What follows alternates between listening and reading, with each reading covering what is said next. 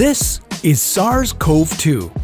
It belongs to the family of coronaviruses named for the crown-like spikes on their surfaces. SARS-CoV-2 can cause COVID-19, a contagious viral infection that attacks primarily your throat and lungs. What actually happens in your body when you contract the coronavirus? What exactly causes your body to develop pneumonia? And how would a vaccine work? The coronavirus must infect living cells in order to reproduce. Let's have a closer look. Inside the virus, genetic material contains the information to make more copies of itself. A protein shell provides a hard protective enclosure for the genetic material as the virus travels between the people it infects. An outer envelope allows the virus to infect cells by merging with the cell's outer membrane. Projecting from the envelope are spikes of protein molecules. Both a typical influenza virus and the new coronavirus use their spikes like a key to get inside a cell in your body, where it takes over the cell's internal machinery, repurposing it to build the components of new viruses. When an infected person talks, coughs, or sneezes, droplets carrying the virus may land in your mouth or nose and then move into your lungs. Once inside your body, the virus comes in contact with cells in your throat, nose, or lungs.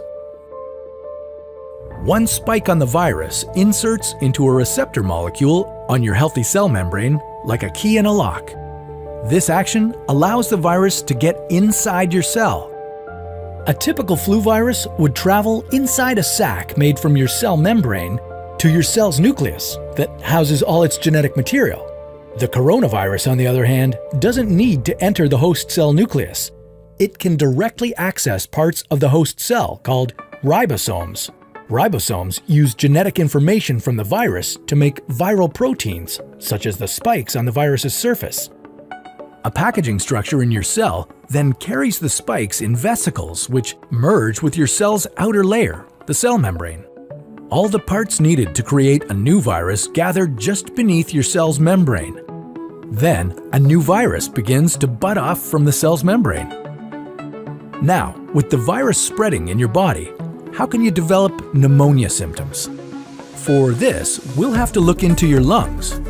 Each lung has separate sections called lobes. Normally, as you breathe, air moves freely through your trachea or windpipe, then through large tubes called bronchi, through smaller tubes called bronchioles, and finally into tiny sacs called alveoli. Your airways and alveoli are flexible and springy. When you breathe in, each air sac inflates like a small balloon. And when you exhale, the sacs deflate.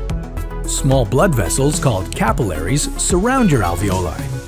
Oxygen from the air you breathe passes into your capillaries, and then carbon dioxide from your body passes out of your capillaries into your alveoli so that your lungs can get rid of it when you exhale. Your airways catch most germs in the mucus that lines your trachea, bronchi, and bronchioles. In a healthy body, hair-like cilia lining the tubes constantly push the mucus and germs out of your airways, where you might expel them by coughing. Normally, cells of your immune system attack viruses and germs that make it past your mucus and cilia and enter your alveoli. However, if your immune system is weakened, like in the case of a coronavirus infection, the virus can overwhelm your immune cells, and your bronchioles and alveoli become inflamed as your immune system attacks the multiplying viruses. The inflammation can cause your alveoli to fill with fluid, making it difficult for your body to get the oxygen it needs. You could develop lobar pneumonia, where one lobe of your lungs is affected, or you could have bronchopneumonia that affects many areas of both lungs. Pneumonia may cause difficulty breathing, chest pain, coughing, fever and chills, confusion, headache, muscle pain, and fatigue. It can also lead to more serious complications. Respiratory failure occurs when your breathing becomes so difficult that you need a machine called a ventilator to help you breathe. These are the machines that save lives and that medical device companies currently ramp up production for.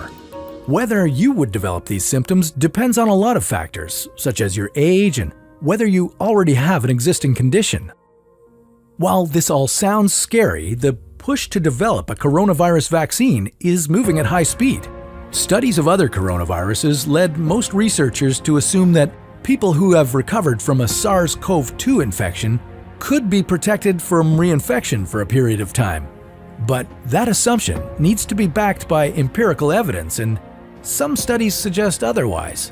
There are several different approaches for a potential vaccine against the coronavirus. The basic idea is that you would get a shot that contains faint versions of the virus. The vaccine would expose your body to a version of the virus that is too weak to cause infection, but just strong enough to stimulate an immune response.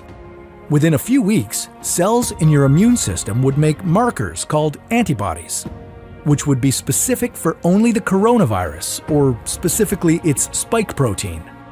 Antibodies then attach to the virus and prevent it from attaching to your cells. Your immune system then responds to signals from the antibodies by consuming and destroying the clumps of viruses. If you then catch the real virus at a later stage, your body would recognize it and destroy it. In other words, your immune system is now primed. Collecting evidence on whether this will be possible, safe, and effective is part of what's taking researchers so long to develop a vaccine. It's a race against time to develop a vaccine amid a pandemic. Each step in vaccine development usually takes months, if not years. An Ebola vaccine broke records by being ready in 5 years. The hope here is to develop one for the new coronavirus in a record-breaking 12 to 18 months. While all of this will take time, stay home if you can, to protect the most vulnerable.